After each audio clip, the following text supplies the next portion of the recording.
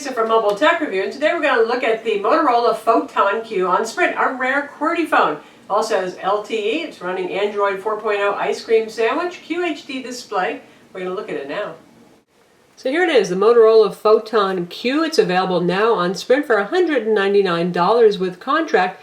And it's a lot like a lot of other Android $199 smartphones on the market, with one huge exception, the QWERTY keyboard.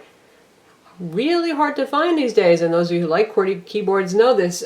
We have a page of best QWERTY smartphones on MobileTechReview, and honestly it's pretty rare I get to add anything. Touchscreens really have taken over the market, so you don't find many. Happily, this is a good phone if you are looking for a QWERTY phone, especially a roomy horizontal slider kind of keyboard. Very good, lots of nice tactile feel. The keys are raised, a little dome-like, and just a little bit rough. Enough so your fingers won't slip off, but not so rough that you get stuck on there either.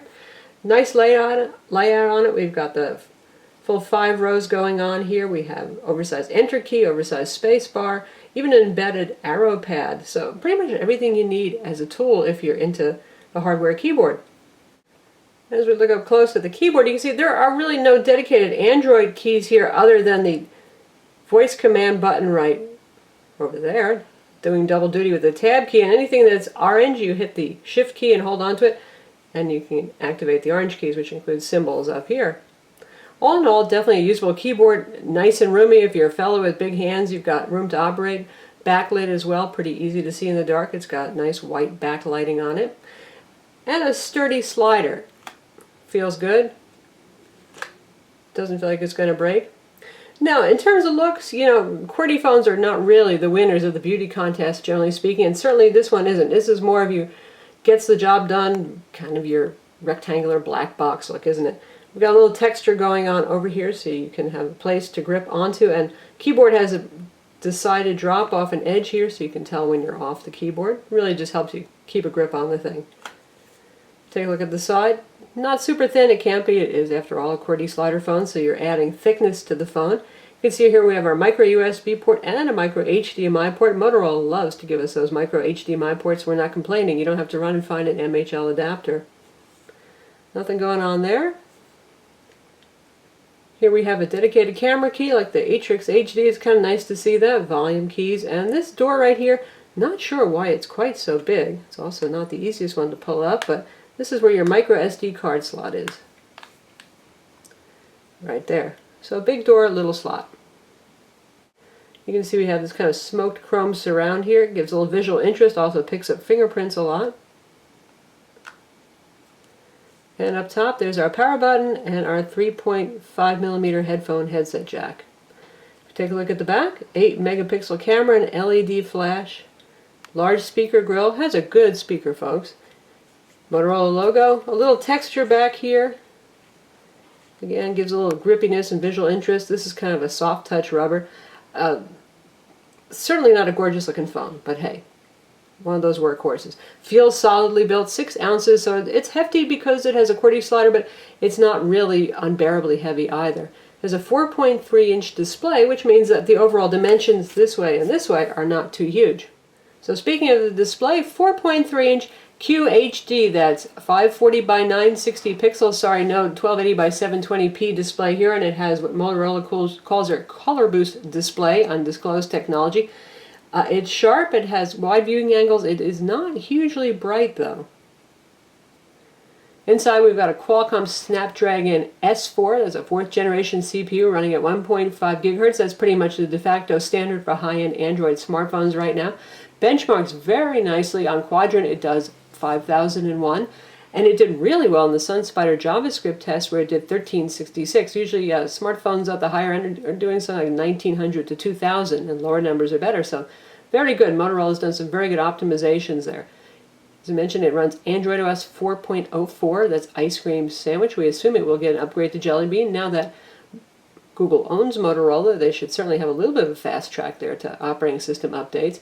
And the UI is pretty similar to what we've seen on the Atrix HD and other very recent Motorola phones. It's a fairly simple treatment of Android. Right here we have our desktops, and if you want to add more, when you scroll beyond your existing number of homepage screens, it says, do you want to start with a blank page or start with a template? So we'll pick template this time, and you can see You have a variety of layouts there with a couple of widgets up there. Not too many to choose from, but of course you can put whatever you want on the phone. Feels fast. ICS plus that good CPU. Keep things rocking. You can see it has Motorola's usual square icons. This one of their few UI customizations going on, and there are no hardware front buttons. We stick with the classic software buttons that are persistent down here for home, back, and your multitasking key, so you can see everything that you've got running or have recently launched. You get the full suite of Google applications on here. That is the WebKit-based web browser. We have Google Mail, we have email, we've got Google Plus, we have Latitude, Google Maps, of course, Google Search, YouTube Player, it's all here. And we have Sprint software. We have the Sprint Zone, and we have Sprint ID. For those of you who actually like those ID packs that come with some UI customization stuff and a preset selection of widgets and applications that might be good for you, that's available too. Usually we see that more on their lower end phones, but now it's creeping into the higher end phones. We've also got vehicle mode here.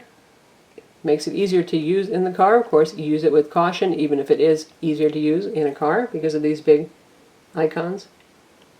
And we've got Motorola Smart Actions here, which just keep getting better and better. And you can set it to do certain things based on your location or time of day. You can see here there's a couple of presets when you're working out, meeting rules, that kind of thing. So if you take a look at workout, it assumes headphones are plugged in, and you can set it to launch the music player automatically. If you're in a meeting, you can tell it to operate in silent or vibrate mode. So useful stuff there. And now take a look at the built-in web browser. You can also download Chrome if you want. Now, since this is after August 15th, Adobe Flash is not preloaded because, well, Google, again, because they own Motorola and they're trying to stop folks from using Flash at this point since Adobe is no longer supporting it after August 15th. They have not preloaded it. It's not available on the market if you're using the device. However, if you use your web browser and go to play.google.com and log in with your Google account, you should still be able to find it to send it to your device. Otherwise, you're going to have to hunt around on the net to sideload it yourself. So we're running Flashless right here with HTML5, but you can see what the web browser looks like. And again, it's a fairly vanilla treatment of the web browser we have. We swipe down, you can see we can access all of our tabs. And here's our menu of options, including choosing desktop mode, setting various settings. So even though this doesn't have Adobe Flash, we have a YouTube video that's embedded. We're going to check it out playing HTML5 style.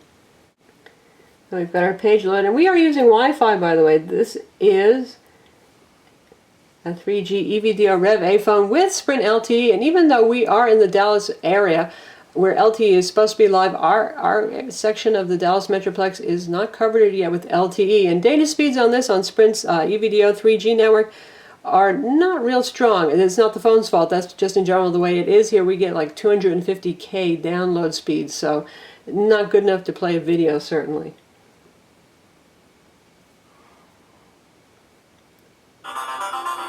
Hear that speaker? It's amazing. Motorola knows how to make a speakerphone. This is Lisa from MobileTechReview, and today we're looking at the So it works just fine, and really, in this case, who needs Flash? Ultrabook from HP. The nice backlit keyboard. Some of those creatures. We've got popped out full screen, obviously.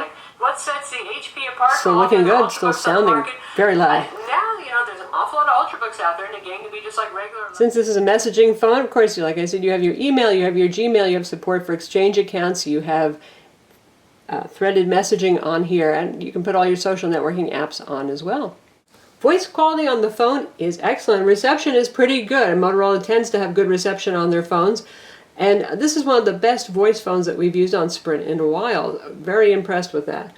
This is also a world phone. There's a lot of wireless radios in here, folks. We've got, again, regular Sprint 1X RTT. We have Sprint Voice on CDMA networks. We have Sprint EVDO Rev A 3G. We have 4G LTE on Sprint's 1900 megahertz band, and this is a GSM world phone as well.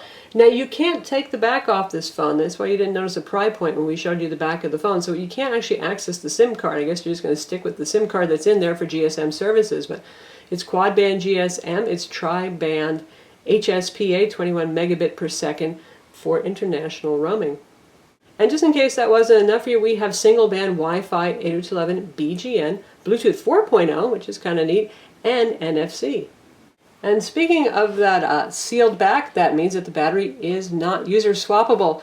It's a 1785 milliamp per hour battery. That is not a huge capacity battery, so plan to carry an external USB, micro USB power pack with you, be near a charger every so often. They do claim 7 hours, 7.5 hours of talk time, which is pretty darn good. And so far, battery life has been fine for us. We've had no trouble making it through the day. Obviously not on LTE throughout the day. Though we've only got a QHD display here, so playing 720p and 1080p video is kind of moot, other than, well, it's going to look really sharp. It can do it no problem, and it has that HDMI out, so you can actually plug this into a monitor, your HD TV.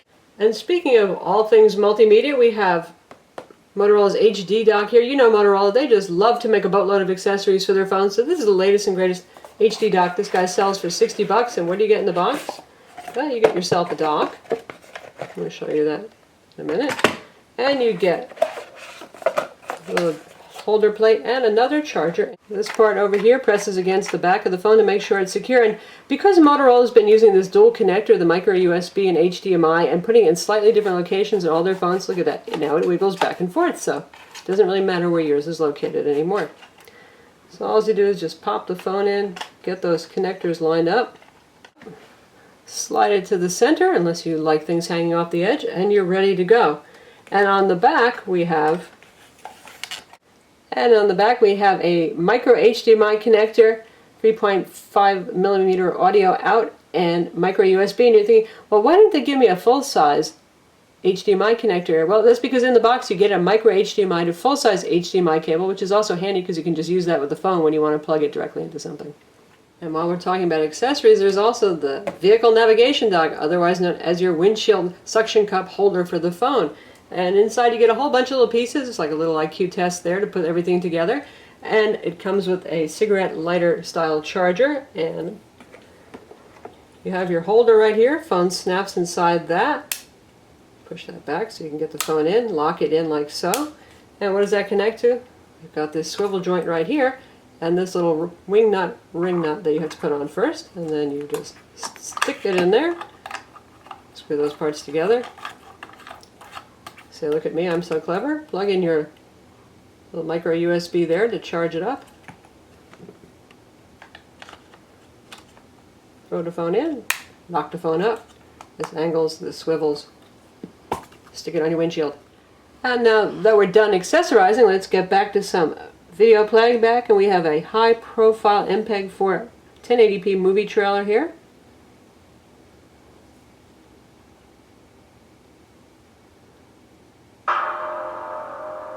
Once again, loud and clear speaker. We're talking about huge potential for millions of people. Plays just fine, no problem whatsoever. Our therapy enables the brain to repair itself. The Photon Q has a 1.3 megapixel front video chat camera and an 8 megapixel rear camera with LED flash that does pretty good. It's not the best camera that we've seen, much like we said with the Atrix HD on AT&T. It doesn't beat the HTC One X or the Samsung Galaxy S3 for exposure and for detail, but certainly it's a big step up for those of you who are replacing a phone that's 2 years old or more. Lastly, let's look at gaming. This might be a QWERTY phone, which might hint at business, but it's certainly very capable of playing games thanks to that Qualcomm S4 CPU, so we're going to test out Dead Trigger. Here we are in beautiful Zombie Village.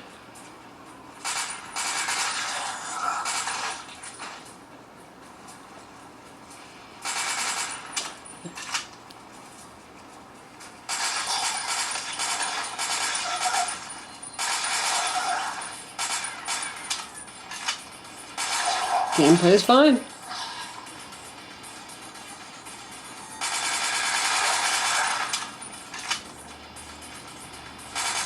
Oops. So that's the Motorola Photon Q, available now on Sprint, $199. It has LTE if you are fortunate enough to be in a Sprint LTE coverage area. Also a GSM World phone for those of you who travel overseas but use Sprint predominantly at home in America. Honestly, we like what Motorola's been doing lately. Nice, light, clean UI. Certainly good accessories are available for the product. It's fast, the screen is sharp. Granted, it's not a 720p display, but it has a lot going for it in terms of excellent voice quality, good multimedia performance for gaming, video playback, and that great QWERTY keyboard that is just, well, it's a true rarity. So if you're a QWERTY kind of person on Sprint, here it is, and you like an Android smartphone, can't blame you if you do. This one is certainly worthwhile. I'm Lisa from MobileTechReview. Visit our website for the full review of the Motorola Photon Q 4G LTE, and subscribe to our YouTube channel too.